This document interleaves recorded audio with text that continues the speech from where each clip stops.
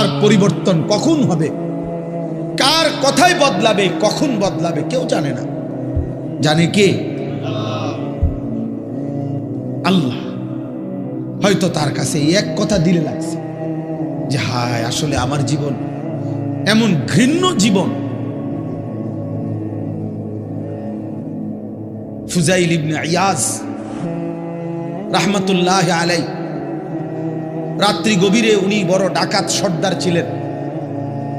তো গভীর রাতে উনি ডাকাতি করতে গেছেন।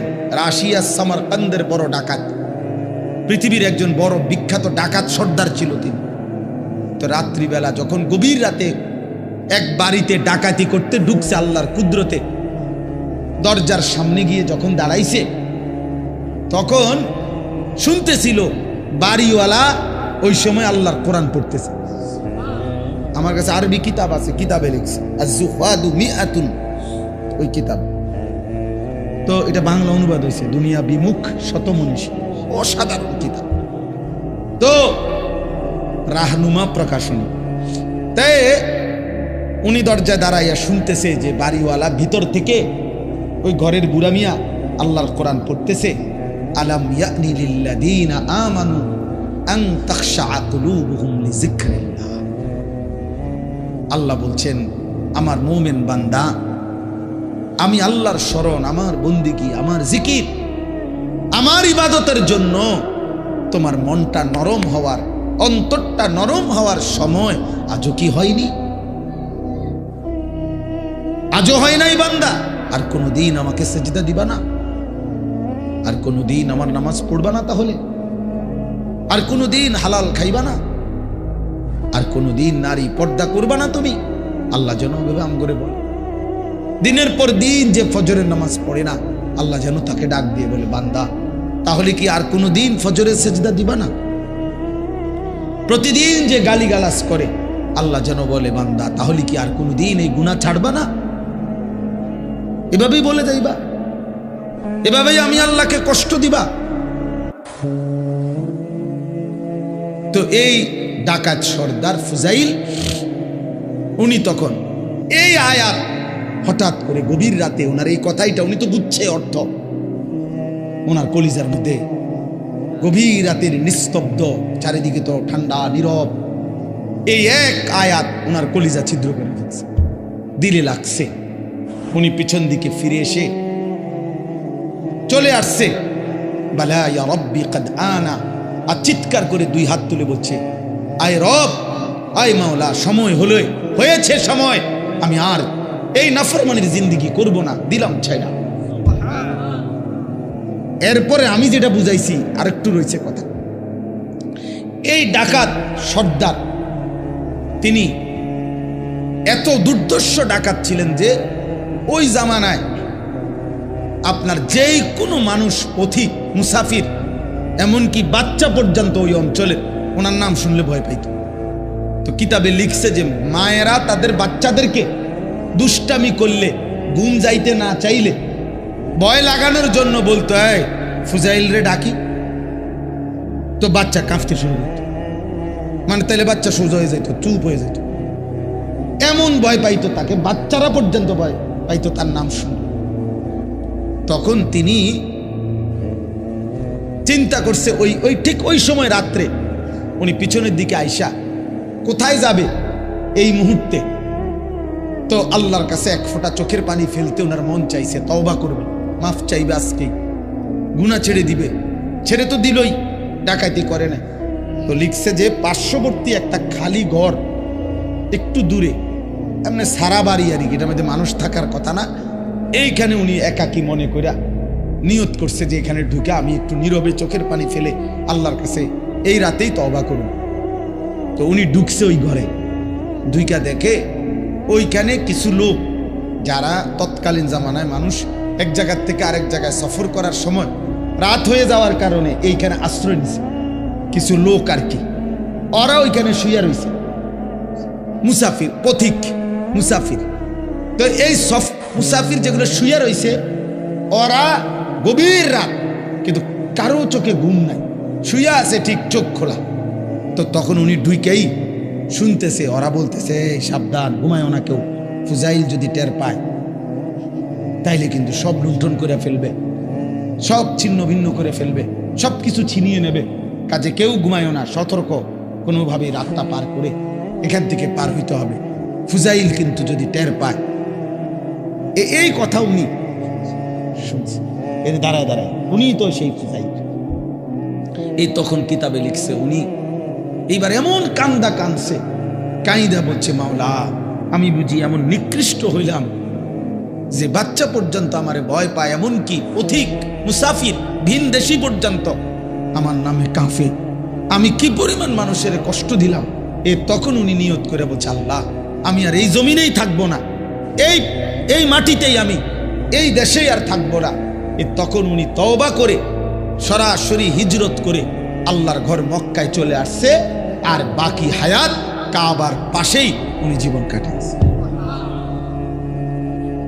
এরপরে উনি হইছেন সাইয়্যিদুল আউলিয়া, আউলিয়াদের সর্দার।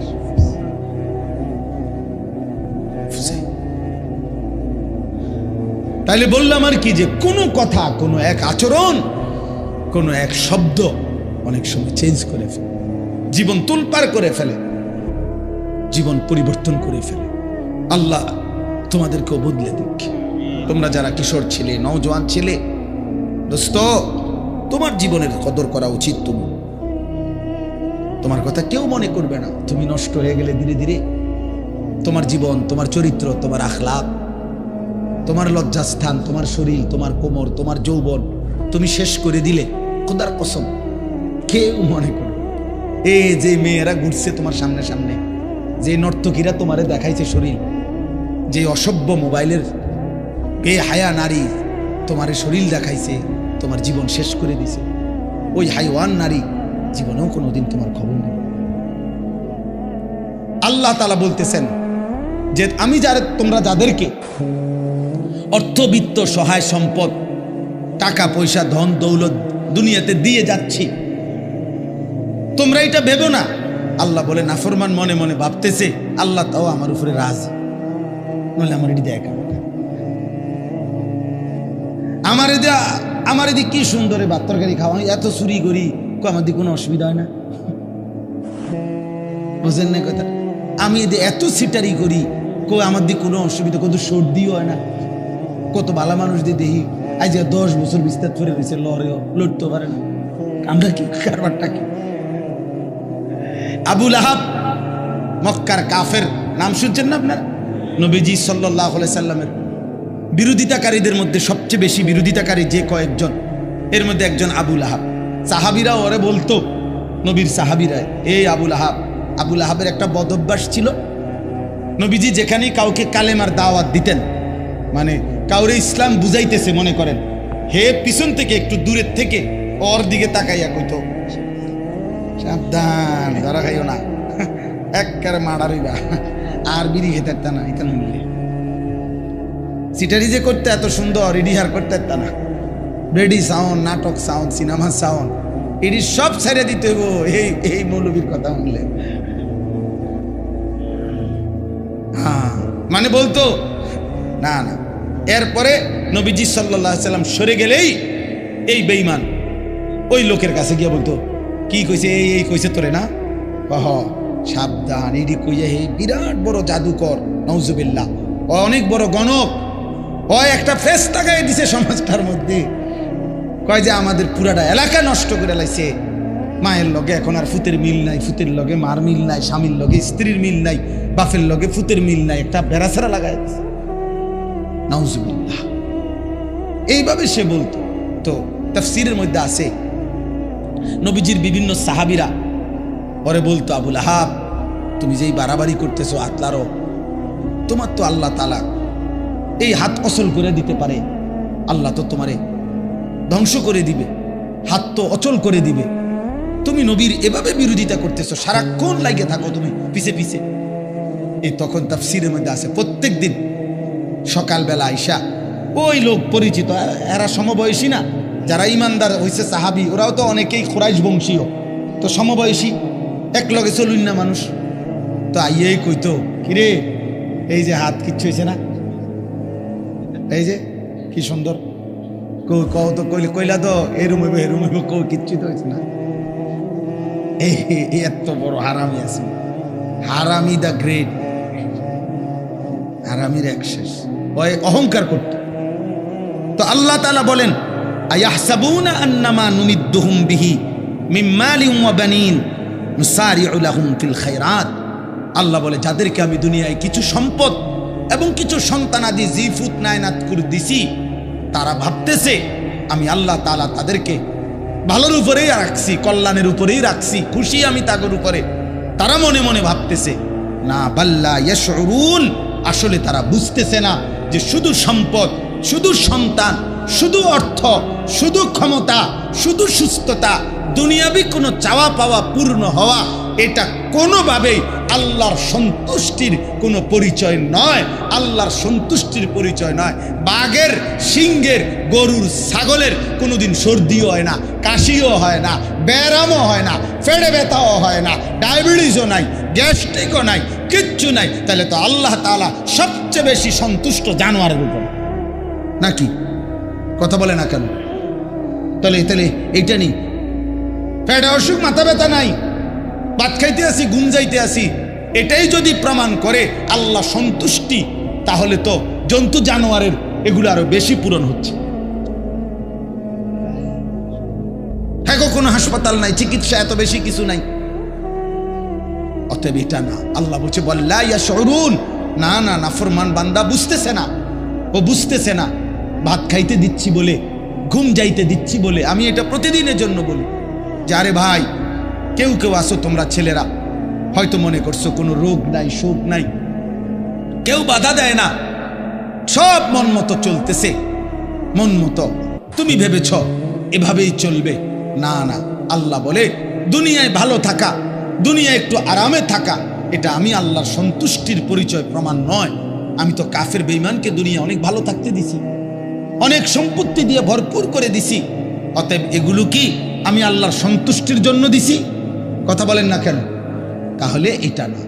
দাওয়াত গত বছর দিনাজপুরে হুসাইন ভাই খুলনাতেও, হ্যাঁ, দাওয়াত দিয়ে সারছি, শুনছে 20 মিনিট কথা বলার পরে ওরা 3 ছেলে আমার বলতে, হুজুর আমরা তো হিন্দু, কিন্তু আমার কথা পুরো শুনছে, হ্যাঁ, মনোযোগ দিয়ে শুনছে।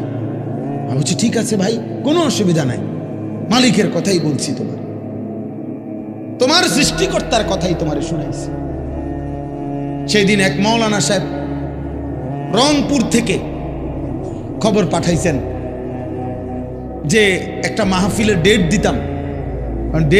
কেন এত দরকার হইল? উনি বলছেন যে এক ওই বাজারের হিন্দু ছেলে, ওর কথা হইল হুজুর, এই হুজুর রে দাওয়াত দেন। আলহামদুলিল্লাহ। তো বললাম আর কি, যেটা যে তুমি তো ভাই মুসলমান, আমরা মুসলমান, আপনারা আমরা মুসলমান, আমাদের মায়েরা, আমাদের বোনেরা, আমাদের বিবিরা, আমাদের ঘরে যারা যেই সমস্ত মহিলাগুলো আছে ওরা মুসলমান না? কথা বলেন না তো? ওরা নামাজ পড়বে না কেন? ওরা পর্দা করবে না কেন? আমরা মুসলমান যদি হালাল না খাই তো কে খাবে হালাল? আমরা যদি হারাম না ছাড়ি তো ছাড়বেটা কে? সুদ যদি হারাম আমরা মনে না করি তো কার জন্য সুদ হারাম করছে? হিন্দুর জন্য, ইহুদির লেগা, কার জন্য? তো তাইলে আমরা মানবো না তো কে মানবে? ফেরাউন বাদশা থাকা অবস্থায় তো কি নমরুদ ক্ষমতা থাকা অবস্থায় মারা গেছে কিনা? কারুন সম্পদ থাকা অবস্থায় ধ্বংস হয়েছে কিনা? তো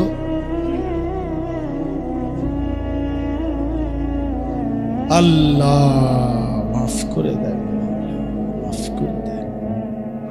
এজন্য বললাম ভাই, বুঝাতে শেখা দরকার। ছেলেরা বুঝতে শিখেন, বাবারা বুঝতে শিখেন, পর্দার আড়ালের মা বোন বুঝতে শিখেন। করছেন কি করছেন? আল্লাহ বলছে বান্দা করছোটা কি? এই দেখেন, এবার আমি যে আয়াত পড়ছি এই আয়াতের তর্জমা বলি। এখানে আমি কোরআনুল কারীমের 18 নম্বর পারা, কোরআনুল কারীমের 23 নম্বর সূরা, সূরাটার নাম সূরা মুমিনুন। এই সূরার 6টা আয়াত 57, 58, 59, 60, 61, 62 এই 6টি আয়াত তেলাওয়াত করেছি শুরুতে। এই 6 আয়াতকে সামনে রেখে আমি মূলত আর অল্প কিছু কথা আরজ করতে চাই। আল্লাহ তাআলা আমাদেরকে তৌফিক দান করেন। এখানেই বাকায়দা ইনশাআল্লাহ সুন্দরভাবে সময় দিয়েই নামাজ হবে, এজন্য হুড়াহুড়ি করার উঠাউঠি করার কোনো দরকার নেই। এখানে পিছনের 2টা আয়াতের একটু তর্জমা বুঝার জন্য আর কি পিছনের 2টা আয়াতের অর্থ বলতে হবে। এর আগের 2 আয়াত, এই আগের 2 আয়াত হলো 55, 56। আয়াহসাবুনা আন্নামা নুমিদ্দুহুম বিহি মিন মালিন ওয়া বানিন নুসারিউ লাহুম ফিল খায়রাত বাল লা ইয়াশউরুন।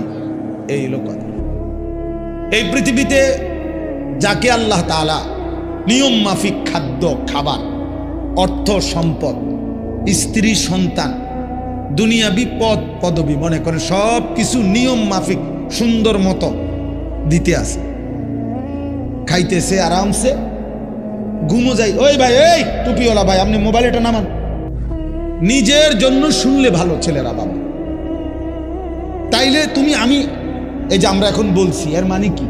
তুমি আজকে 1 ঘন্টার ভিতরে আব্দুল কাদের জিলানী হয়ে যাবা, কিন্তু বিবেক জাগে কিছুটা হইল কলিজার মধ্যে একটা কি তৈরি হয়, দম অনুভূতি তৈরি। আহারে যে ঠিকই তো কইল হুজুরে, আমরা কি করছি? এতে করে আল্লাহ যদি পছন্দ হয়, আল্লাহ বলবে যা বান্দা, আফসুস যেহেতু করলি আমি তোরে আমলের তৌফিক দিয়ে দেব, যা। এইটা ভালো না? হযরত ওমর রাদিয়াল্লাহু তাআলা আনহু যখন নবীজি সাল্লাল্লাহু আলাইহি সাল্লামকে হত্যা করতে রওনা দিছে, তো পথিমধ্যে ওনার বোন আর বোন জামাই ওনারাও কালেমা গ্রহণ করছে শুনে অগো বাড়িতে গিয়ে আগে অগরে কন্যাইছে, এমন মারা মারছে, মারতে মারতে ওরা যখন রক্তাক্ত হয়ে গেছে, তখন ওনার বোন, ওমরের বোন ফাতেমা, বোনের নাম ছিল ফাতেমা, এই ফাতেমা ওমরের বোন একটা কথা বলে উঠছে যখন রক্ত পড়ছে গায়ে। তখন সে বলছে, ওমর আমি কি তোমার বোন নই? আমি কি এক মায়ের সন্তান না? তাহলে তুমি আমার রক্ত প্রবাহিত করার অধিকার তোমারে কে দিবে?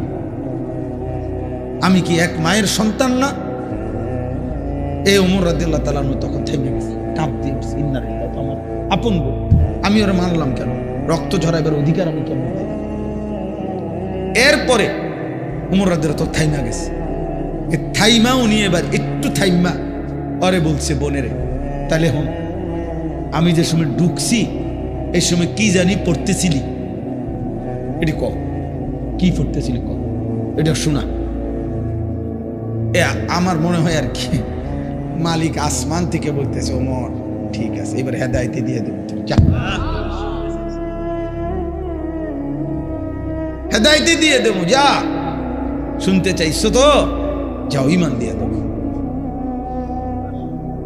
তে এইবার কোরআনুল কারীম শুনাইছে ওমরকে 2-4 আয়াত সূরা তাহা, এই সূরা থেকে ওমর রাদিয়াল্লাহু তাআলা আনহু বলছে, থামো, আল্লাহ লাগবে, বইছে বুঝছি। কি বুঝছো? বলছে চলো। বোনকে বলছে, বোন জামাইরে বলছে। হযরত খাব্বাব ইবনুল আরাত উনিও ছিলেন এখানে, আড়ালে লুকায় ছিলেন, তিনি মূলত পড়াইতেছিলেন। তো মূলত কোরআন শরীফ তেলাওয়াত করছে উনি, খাব্বাব রাদিয়াল্লাহু তাআলা। তো বসে চলো সবাই চলো, কই যাবা? মুহাম্মদের দরবারে চলো, নবীজির দরবার। কি করবা? হেনে খোয় এখন তোম করে লইয়া আর গর্দান নেব না, নিজের গর্দানি মুহাম্মদের কদমে দিয়ে। তো কালেমা পড়ে মুসলমান। ওই যে একটু থাম, একটু কইছে কথা এটা, আচ্ছা ক দেখি কি বলছে, কি পড়ছিলা কও, এটি শুনা। তো গইছিল তো গোসা কইরা, আল্লাহ বলছে যা, এই অবস্থায় হেদায়েত দিয়ে দেব। এরকম অসংখ্য ব্যক্তি ইসলামের ইতিহাসে ঘটনা আছে, যারা অবচেতন মনে হয়তো খামখেয়ালি করে, অবহেলা করে, অথবা অবজ্ঞা করেও তুচ্ছতাচ্ছিল্য করেও আল্লাহর কোরআন অথবা রাসূলের হাদিস শুনছে বা শুনতে চাইছে, কিন্তু মালিক ইচ্ছা করে বলছে যা এই অবস্থাতে হেদায়েত দিয়ে দিলেন। কে কখন বদলাবে, কে কখন পরিবর্তন হবে, এটা কেউ বুঝে না। সেদিন আমি এক জায়গায় মাহফিলের পরে 2 দিন পরে ওইখানকার এক মাওলানা সাহেব আমারে বলল, কয় হুজুর আপনি গতকাল আমাদের মাহফিলে রাত্রে বলছিলেন যে কিতাবের মধ্যে আছে ফজরের নামাজ, আমি বলছিলাম আর কি যে ফজরের নামাজ যে পড়ে না, এই ফজরের নামাজ যে পড়ে না তারে সকালবেলার যেই কুত্তা চোখ মেলে, এই কুত্তা আল্লাহর কাছে বলে আল্লাহ আমি চোখ মেলতেছি তোমার দুনিয়া দেখব, তবে মাওলা তোমার কাছে ফরিয়াদ আমি যেন কোনো বেনামাজি ফজরের নামাজ পড়ে নাই তোমার এমন কোনো নাফরমান বান্দারে যেন না দেখি। এজন্য ফজরের নামাজ যে পড়ে না তারে সকালবেলা তারে কুত্তা পর্যন্ত দেখতে চায় না, তারে কুত্তাই ঘৃণা করে, কুত্তাই ঘৃণা করে, কুত্তা কুত্তা তারে দেখতে চায়। তো আমি এই কথাইটা এমনি কইলাম, এমনি কইছি, আমি আমার ওয়াজ শেষ করে চলে আসছি। তো এইখানে এক শ্রোতা ছেলে ছিল, ছেলে বা একটু মাঝ বয়সী 30-40 বছর হবে। ওই মাওলানা বললেন, পরের দিন দুপুরবেলা ওই লোক আইসা ওনার কাছে বলছে, হুজুর আমি তো ওয়াজের পরে আর সারাটা রাত ঘুমাইতে পারছি না। ও হুজুর এটা কি কইল, আমার কুত্তাও দেখতে পারে না, যা নিয়ত করছি হুজুর আর ঘুমাইতাম না আজকের রাত, ফজরের নামাজ পড়েই ঘুমাবো। কয়ের পরে ফজর পড়েই ঘুমাইছে। তো মালিকের ইচ্ছা, অত সেই কথা তো কতবারই বলছি। কার পরিবর্তন কখন হবে, কার কথাই বদলাবে, কখন বদলাবে কেউ জানে না, জানে কে? আল্লাহ। হয়তো তার কাছে এক কথা দিলে লাগছে যে হায় আসলে আমার জীবন এমন ঘৃণ্য জীবন। ফুজাইল ইবনে ইয়াজ রাহমাতুল্লাহ আলাইহি রাত্রি গভীরে, উনি বড় ডাকাত সর্দার ছিলেন। তো গভীর রাতে উনি ডাকাতি করতে গেছেন। রাশিয়া সামারকান্দের বড় ডাকাত, পৃথিবীর একজন বড় বিখ্যাত ডাকাত সর্দার ছিল তিনি। তো রাত্রিবেলা যখন গভীর রাতে এক বাড়িতে ডাকাতি করতে ঢুকছে আল্লাহর কুদরতে, দরজার সামনে গিয়ে যখন দাঁড়াইছে তখন শুনতেছিল বাড়িওয়ালা ওই সময় আল্লাহর কোরআন পড়তেছে। আমার কাছে আরবি কিতাব আছে, কিতাবে লিখছে আজ-জুহাদু মিআতুন, ওই কিতাব। তো এটা বাংলা অনুবাদ হয়েছে দুনিয়া বিমুখ শতমনীষী, অসাধারণ কিতাব। তো রাহনুমা প্রকাশনী। তাই উনি দরজায় দাঁড়াইয়া শুনতেছে যে বাড়িওয়ালা ভিতর থেকে ওই ঘরের বুড়া মিয়া আল্লাহর কোরআন পড়তেছে, আলাম ইয়ানি লিল্লাযীনা আমানু আন তাখশা কুলুবুহুম লিযিকরিল্লাহ। আল্লাহ বলছেন আমার মুমিন বান্দা, আমি আল্লাহর শরণ, আমার বন্দেগী, আমার জিকির, আমার ইবাদতের জন্য তোমার মনটা নরম হওয়ার, অন্তরটা নরম হওয়ার সময় আজও কি হয়নি? আজও হয় নাই বান্দা? আর কোনদিন আমাকে সেজদা দিবা না? আর কোনদিন আমার নামাজ পড়বা না? তাহলে আর কোনদিন হালাল খাইবা না? আর কোনদিন নারী পর্দা করবা না তুমি? আল্লাহ যেন ভেবে আম করে বলে, দিনের পর দিন যে ফজরের নামাজ পড়ে না, আল্লাহ যেন তাকে ডাক দিয়ে বলে, বান্দা তাহলে কি আর কোনদিন ফজরের সেজদা দিবা না? প্রতিদিন যে গালিগালাজ করে, আল্লাহ যেন বলে, বান্দা তাহলে কি আর কোনদিন এই গুনাহ ছাড়বা না? এভাবেই বলে যাইবা, এভাবেই আমি আল্লাহকে কষ্ট দিবা। তো এই ডাকাত সর্দার ফুজাইল, উনি তখন এই আয়াত হঠাৎ করে গভীর রাতে, ওনার এই কথাইটা উনি তো বুঝছে অর্থ, ওনার কলিজার মধ্যে গভীর রাতের নিস্তব্ধ, চারিদিকে তো ঠান্ডা নীরব, এই এক আয়াত ওনার কলিজা ছিদ্র করে ফেলছে, দিলে লাগছে। উনি পিছন দিকে ফিরে এসে চলে আসছে, বালা ইয়া রব্বি কদ আনা আর চিৎকার করে দুই হাত তুলে বলছে, আয় রব, আয় মাওলা, সময় হয়েছে সময়, আমি আর এই নাফরমানির জিন্দেগি করব না, দিলাম ছাইড়া। এরপরে আমি যেটা বুঝাইছি আরেকটু রয়েছে কথা। এই ডাকাত সর্দার তিনি এত দুর্ধর্ষ ডাকাত ছিলেন যে ওই জামানায় আপনার যেই কোনো মানুষ, পথিক, মুসাফির, এমনকি বাচ্চা পর্যন্ত ওই অঞ্চলের ওনার নাম শুনলে ভয় পাইত। তো কিতাবে লিখছে যে মায়েরা তাদের বাচ্চাদেরকে দুষ্টামি করলে, ঘুম যাইতে না চাইলে ভয় লাগানোর জন্য বলতো, এই ফুজাইল রে ডাকি, তো বাচ্চা কাঁপতে শুরু করত। মানে তাইলে বাচ্চা সোজা হয়ে যেত, চুপ হয়ে যেত, এমন ভয় পাইতো তাকে, বাচ্চারা পর্যন্ত ভয় পাইতো তার নাম শুনে। তখন তিনি চিন্তা করছে, ওই ঠিক ওই সময় রাত্রে উনি পিছনের দিকে আইসা কোথায় যাবে এই মুহূর্তে, তো আল্লাহর কাছে এক ফোঁটা চোখের পানি ফেলতে ওনার মন চাইছে, তওবা করবে, মাফ চাইবে, আজকেই গুনাহ ছেড়ে দিবে। ছেড়ে তো দিলই, ডাকাতি করে না। তো লিখছে যে পার্শ্ববর্তী একটা খালি ঘর একটু দূরে, এমনি সারা বাড়ি আর কি, এটার মধ্যে মানুষ থাকার কথা না, এইখানে উনি একাকী মনে করে নিয়ত করছে যে এখানে ঢুকে আমি একটু নীরবে চোখের পানি ফেলে আল্লাহর কাছে এই রাতেই তওবা করব। তো উনি ঢুকছে ওই ঘরে, দুইটা দেখে ওইখানে কিছু লোক, যারা তৎকালীন জামানায় মানুষ এক জায়গার থেকে আরেক জায়গায় সফর করার সময় রাত হয়ে যাওয়ার কারণে এইখানে আশ্রয় নিছে কিছু লোক আর কি, ওরা ওইখানে শুয়ে রয়েছে, মুসাফির, পথিক মুসাফির।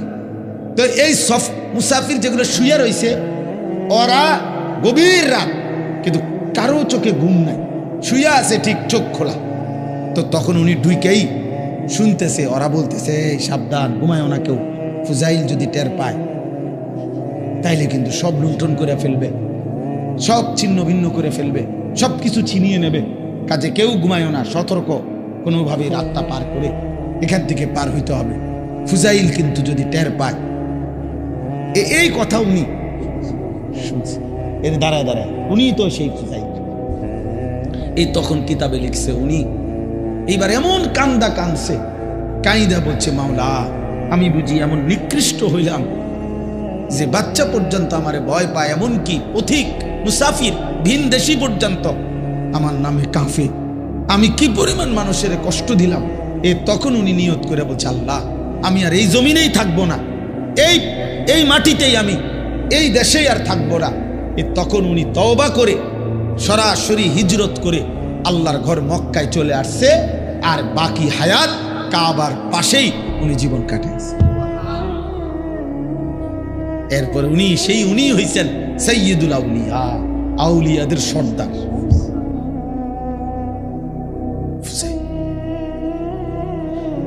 তাইলে বললাম আর কি, যে কোনো কথা, কোনো এক আচরণ, কোনো এক শব্দ অনেক সময় চেঞ্জ করে ফেলে, জীবন তোলপাড় করে ফেলে, জীবন পরিবর্তন করে ফেলে।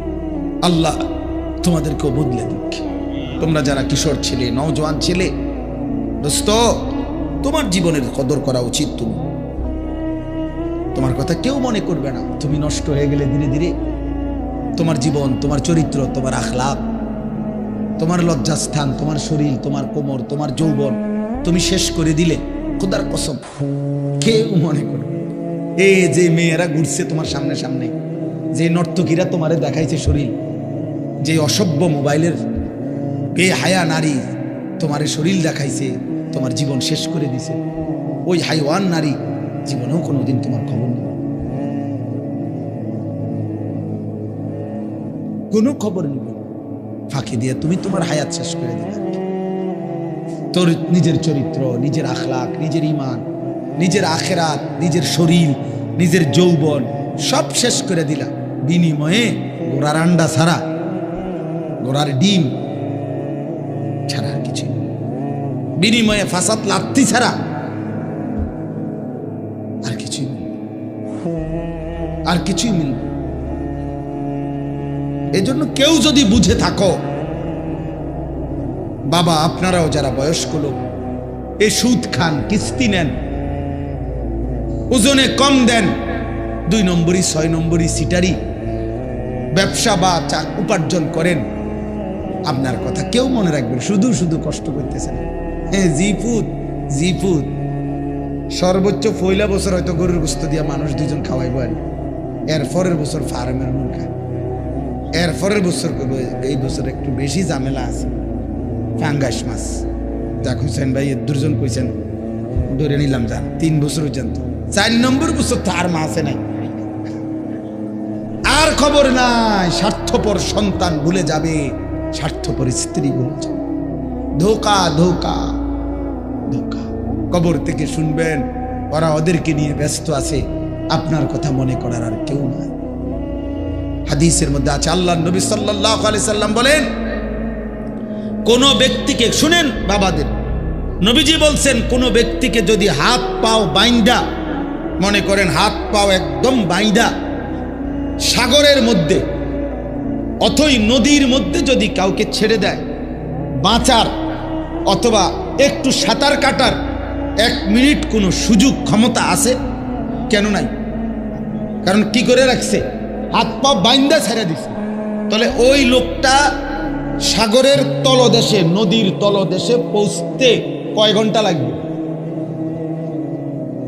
অল্প সময়, অল্প সময়, 1 মিনিট নয়তো 30 সেকেন্ড, নয়তো 2 মিনিট ধরে নিলাম।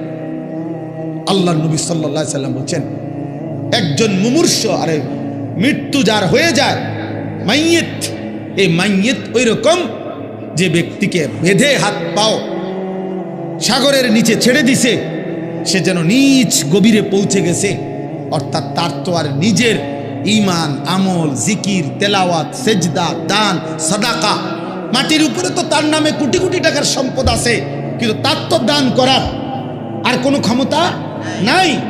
পৃথিবী তো আছে, কিন্তু তার তো সেজদা করার, মসজিদ তো আছে, মাইক আজানও তো হচ্ছে, কিন্তু অত আর সেজদা দেওয়ার কি নাই, সুযোগ নাই। মানে এই হাত পাও বাঁধা ওই ব্যক্তির মতো যে সাঁতার কাটার কোনো সুযোগ নাই, আমল করার কোনো সুযোগ নাই। আল্লাহর কসম, নবী বলছে, ওই রকম ব্যক্তি মাইয়িত শুধুমাত্র অপেক্ষা করে, যদি কোনো বংশধর হায় আমার জন্য একটু দোয়া করত, যদি কোনো বংশধর আমার জন্য একটা সূরা পড়তো, যদি কোনো বংশধর আমার জন্য একটু কোরআন তিলাওয়াত করতো, তাহলে সাথে সাথে ওই ব্যক্তি সাগরের তলদেশ থেকে খুশি হয় আর আনন্দিত হয়, মহান আল্লাহ তার আযাব কমায় দেয়।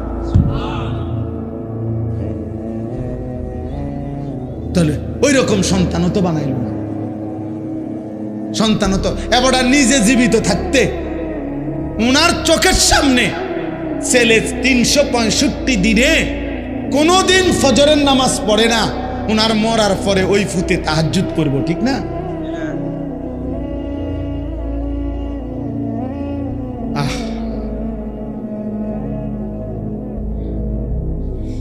ওনার জীবিত থাকতে ওনার ছেলের চুল, চেহারা, লেবাস, পোশাক দেখলে বোঝা যায় বেঈমানের, মুশরিকের অনুসরণ। তো উনার মরার পরে উনার ফুতের চুল, চেহারা, সিরাত, সুরত, আখলাক, চরিত্র হয়ে যাবে বাইজিদ বুস্তামি এবং জুনায়েদ বাগদাদির মতো। তাহলে ওই আমনের কবরে কি পাঠাইব? ওই বুঝেটা কি? পরে তো আপনি কোরআনও শিখান নাই, পরে তো আপনি দিনও শিখান নাই, পরে তো দিয়ে গেছেন বিল্ডিং।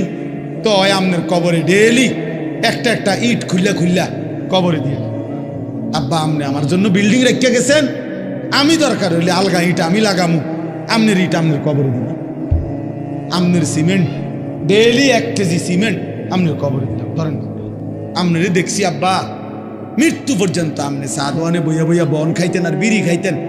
আমি আব্বা সন্তান হিসাবে, সুসন্তান হিসাবে প্রত্যেক দিন আমনের কবরে একটা বিড়ি, একটা আর বন আমি নিজে পৌঁছাই দিব। আর নয়তো কি দিবে ও দিবে কি? আপনি তারে দিয়ে গেছেন কি? আপনি তো তাকে আল্লাহ চিনান নাই, আপনি তো তাকে আখেরাত চিনান নাই, আপনি তো তাকে কবর শিখান নাই, আপনি তো তাকে ওযু, নামাজ, ঈমান, আমলের উপরে রাখেন না। তার থেকে আপনি কি পাবেন? এজন্য মাদ্রাসা কি করে? মাদ্রাসা দুনিয়ার প্রয়োজনও পূরণ করে, মাদ্রাসা আখেরাতের প্রয়োজনও পূরণ করে, মাদ্রাসা এই তালেবে ইলম নিজের ঈমান আমলও ঠিক করে, আর তালেবে ইলমের সেজদা, নামাজ, কোরআন, সূরা, কেরাত এর বরকতে তার পুরা খানদানের কবরের আযাব মাফ হয়ে যায়। মাদ্রাসা, তালিব ইলম, হাফেজ, আলেম হাজারো লাখো মানুষের নাজাতের উসিলা হয়ে যায়, নাজাতের উসিলা হয়ে যায়। আমি সেদিন বলছিলাম, সেদিনও এখানে কিছু ছিল, মুরগার খামারা ছিল, ওই সময় মুরগা বেচা হইতো, আর এখন আখেরাত বিক্রি হয়, এখন কবরের সামান তৈরি হয়, এখন কবরের সামান। ভাই মনে আছে না, আমরা সবাই মিলে কথা কইছি এখানে, তখন বলছি আমরা হিসাব করছি দাঁড়ায় দাঁড়ায়, না মুরগার খামার ছিল, পুরান অব্যবহৃত মুরগির খামার। প্রবাসী ভাইয়ের নাম কি জানো? ভাইয়ের নাম, যার জায়গা, ফরহাদ ভাই। হ্যাঁ, এ যে মনে রাখেন, যেইভাবে চুকছেন, যেতগুলো মাদ্রাসা, যেখানে আমার শায়েখ আল্লামা মুফতি মুশতাকুন নবী কাসেমি হুজুর বলে, যেখানেই ভালো কাজ দেখবেন ওইখানে কিছু না কিছু শরিক হয়ে যাবে। বেশি টাকা দিতে পারছেন না, শরম লাগছে, এত কম দিবে না, গোপনেই দিয়ে দেন, 100 টাকায় তুই রাখেন, এনে অসুবিধা কি? সোয়াব তো আর ইমাম সাহেব দিত না, সোয়াব দিবে কে? তো তিনি দেখছে না, কথা বলে না কেন? তিনি জানবে না? মানে আল্লাহ তাআলা 10 টাকার নেকি দেয় না, 1 টাকা দিলে নেকি দেয় না, তো অসুবিধা কি? আর নেকি আল্লাহ কেমনে দেয়? 2 ভাবে দেয়। আল্লাহ বলছে, বান্দা তুমি এমনি হিসাবে যে দূর ফাইতা, এর দূর তো আমি দেমুই, আমার থেকে আরো অগণিত বাড়ায় দেব, আমার থেকে আরো দিমু, তো আমি আমার থেকে আরো নেকি দেব। ওয়াজিদাহুম মিন ফাদলি। এজন্য আমি বললাম, আমরা আলহামদুলিল্লাহ ফিকির করি, ফিকির করি সবাই মিলে। আমি আমার মাদ্রাসায়, আমি আজকে আপনাদের কাছে একটা কাগজ দিব, আমার এই মাদ্রাসায় আপনারা শরীক হইবেন, এহেনও শরীক হইবেন। এই বড় আমি ইচ্ছা করে হুজুরের কাছে অনুমতি নিয়ে বলছি, শায়েখের কাছে, আমার মাদ্রাসার জন্য আমি বড় জায়গা কিনছি, আলহামদুলিল্লাহ প্রায় 118 শতক জায়গা, প্রায় 2,60 থেকে 70 লাখ টাকা জায়গার দাম, 2.5 কোটি টাকার উপরে। আলহামদুলিল্লাহ কিনছি, স্বপ্ন যে বাচ্চা ছেলেদের জন্য মাদ্রাসা হবে, চলতেছে, এখন প্রায় 500-র মতো ছাত্র আছে, আলহামদুলিল্লাহ। আরেকটা নতুন মাদ্রাসা ওইখানে আমি করতে চাচ্ছি, ছোট্ট করে চালু হয়েছে অল্প দূর, কিন্তু উদ্দেশ্য হলো যে কিশোর যুবক, স্কুল কলেজ ইউনিভার্সিটি পড়ুয়া, সাধারণ ছেলে, খেটে খাওয়া মানুষ, সর্বস্তরের মুসলমান যেন বছরের যেই কোনো সময়, যেই কোনো টাইম, যতক্ষণ সময় যার আছে অতটুকু সময় গেলে দিন শিখতে পারে। যে আসবে যখন, দিন শিখবে তখন, যার সময় যতক্ষণ, দিন শিখবে ততক্ষণ। এই স্লোগানে আমি একটা বড় প্রতিষ্ঠান করতে চাচ্ছি, এই আশা নিয়ে এই বড় জায়গা কিনছি। তো আমি আমার শায়েখের কাছে বলছি যে হুজুর, আমি একটা হিসাব বাইর করছি, 1 মুসল্লা পরিমাণ জায়গার দাম, নামাজের নামাজ পরিমাণ মাটির দাম 4,200 টাকা। আমি বললাম, হুজুর আমি একটা কাগজ ছাপাইছি, হ্যান্ডবিল, সব হাতে হাতে দেই, যদি কোনো আল্লাহর বান্দা যার ভাল লাগে যেখান থেকে বলুন দেও, কেউ যদি দেয় তাইলে আমরা তাকে আজীবন আমাদের মাদ্রাসার উন্নয়ন সদস্য বানাবো। আর যদি আল্লাহ তৌফিক দে, কবুল করে, মাদ্রাসা চালু থাকে, মসজিদ, মাদ্রাসা, দিনই এই ব্যবস্থাপনা, দিন শিখানো, তাহলে সদকায়ে জারিয়ার সওয়াব ওই ব্যক্তি পাইতেই থাকবে। হইতে পারে মনেও থাকবে না তার এই 4,000 টাকার কথা, 2,000 টাকার কথা, কিন্তু হাসরের ময়দানে খোদার কসম আমল নামার মধ্যে নেকি দেখা খুশি হয়েছে। যেন প্রতিটা ভালো কাজের আয়োজনে সহযোগিতা করবে, সহযোগিতা করবে, সহযোগিতা করবে। ছেলেরা তোমাদেরকে বলি, তুমি 10 টাকা দিও দিনই কাজে, এই নিয়তে দিও যে আল্লাহ আমার কাছে তো বেশি নাই, মাওলা আমি 50টা টাকা দিলাম, আমার এই উসিলায় নামাজি বানাই দেন, আমার চরিত্রটা সুন্দর করে দেন, আমারে আপনার ভালোবাসা দেন। এতটুকু তো ভাবা উচিত তুমি ছেলে, যে আল্লাহ আমি কেমন বান্দা আপনার, আমার একটু নামাজ পড়তে মন চায় না, আমার অন্তরটার মধ্যে আপনার ভয় আসে না কেন, আমি কেন সেজদা দিতে চাই না, কিরে ভাই তোমার বাবা মুসলমান, তোমার মা মুসলমান, তোমার দাদা দাদি মুসলমান, তোমার সৃষ্টিকর্তা আল্লাহ, তোমার নবী মুহাম্মদুর রাসূলুল্লাহ সাল্লাল্লাহু আলাইহি